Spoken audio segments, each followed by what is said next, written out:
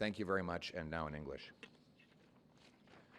We already knew that Justin Trudeau was not worth the cost, the crime, the corruption, and the cover-up. But now we know that he cannot protect our people or our country. We've just received these documents that Trudeau has been covering up for years. Documents related to a massive security breach at the Trudeau government's most sensitive laboratory, where the most dangerous viruses and pathogens are studied and handled. We have learned that the Trudeau government's head of pathogens was collaborating with members of Beijing's People's Liberation Army who are responsible for bioweapons and bioterrorism. We know now that a People's Liberation Army official was able to gain personal access, walk in the door, look at computers, and have access to all of our most important virological secrets. Let me, if you think any of this is hyperbole, read the report yourself. This is from government documents, the Trudeau government's own documents. It says here on page 142, Winnipeg Lab scientist Dr.Chu is head of the Special Pathogens Unit, the top person in that job. According to documents on page 242, quote, represents a serious and credible danger to the Government of Canada as a whole, and in particular at facilities considered high security due to the potential for theft of dangerous materials attractive to terrorists and foreign entities that conduct espionage to infiltrate and damage the economic security of Canada, end quote. It states further on page 239, investigators assess that Dr. Chu communicated with foreign entities during her trips to China. The evidence obtained from interviews and from information collected from the electronic content of her devices reveal that this is indeed the case. As a subject matter expert with access to sensitive information and dangerous materials, Dr. Chu presents a realistic and credible threat to Canada's economic security when conducting repeated and clandestine meetings with foreign entities, end quote. Then it says Dr. Chu conducted joint research with the Major General Chen Wei of the People's Liberation Army, who, according to page 236, is a noted top virologist at the Academy of Military Medical Sciences and is China's chief biological defense expert engaged in research related to biosafety, biodefense, and bioterrorism. Bioterrorism, end quote. And these are documents, this is right out of the government's own documents. Trudeau, what did he do when he found out about this? Did he immediately inform Canadians of the breach? Did he fire anybody? No, no one was fired. Did he call an inquiry to get to the bottom of it? No, he didn't do that either. Instead, he covered it all up. He defied 4 parliamentary orders to release these documents. When the Speaker tried to get them, he sued the Speaker to cover this up.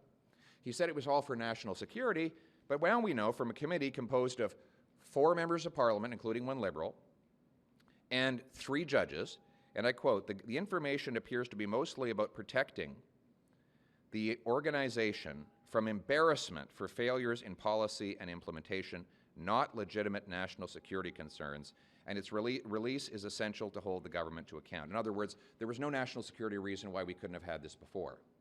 It was only because Trudeau didn't want the embarrassment before an election. So what did he do then?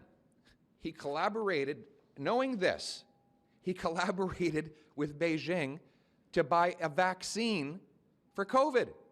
Could you imagine if the deal that Trudeau wanted to sign with Beijing had gone ahead and we had procured China-made vaccines after learning this information? That's what was in this guy's head. And if you think for a minute, because I know there'll be all kinds of excuses, well, he's not responsible and how could he possibly take ownership of what happens in his government? Let me quote him. He has a document called Open and Accountable Government. And I quote, as head of government, the Prime Minister has special responsibilities for national security, end quote. It's his responsibility.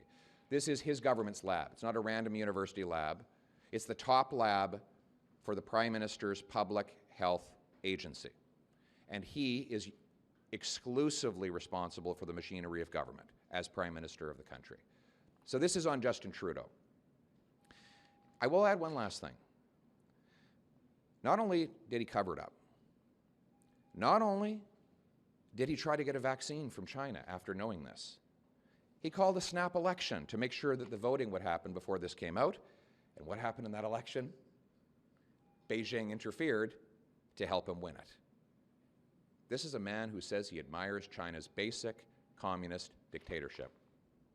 We cannot trust Justin Trudeau to keep our people and its country safe. We need a strong, conservative, common-sense government that will root out foreign interference, protect our critical secrets and our medical research, and stand on guard for our country to keep our people and our nation safe. Thank you. On ARRIVECAN, there is a report by CTV that says that there is a man who runs a company that got $8 million for ARRIVECAN. He is still employed by the Department of National Defense. What does that say to you? It says to me that there's no accountability. Now that we know this, this individual should be immediately fired, and there should be an immediate police investigation of his conduct and that of the company with which he's associated, and a broader inquiry within the public service about how this contracting was allowed to go on for so long. On the Winnipeg Lab, do you think the National Microbiology Lab infectious disease researchers should be allowed to do any collaborations with China at this point? No. Can you explain why? Because we know that in this instance that our highest placed, most sensitive lab was infiltrated by people who collaborated with the People's Liberation Army, who did not reveal any of their ongoing partnerships with the regime in Beijing, and who transferred materials from our most critical lab containing our most dangerous viruses over to Beijing and worked in collaboration with the Wuhan lab. So I don't think this is the kind of collaboration we want. We should be collaborating with like-minded democracies that we can trust, not those that want to attack our interests. What do you think of Mexican nationals needing a visa to get into Canada? The question was, so the question was on Mexican visas. The Harper government put in the visa for Mexico, which all but eliminated false asylum claims from that country. When Prime Minister Harper left office, there were 250 asylum claims per year from Mexico.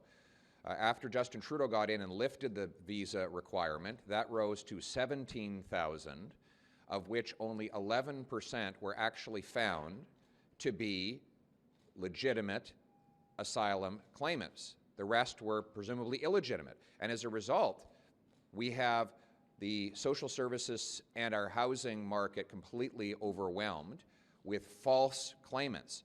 We called, first of all, the visa never should have been lifted by Trudeau. He's the one that caused the chaos in our immigration system. He and he alone is to blame for it. We called for him to reverse his mistake a month ago. Finally, he has backed down to me on that demand, and I only wish that he had done it sooner. I should do that in French, en français.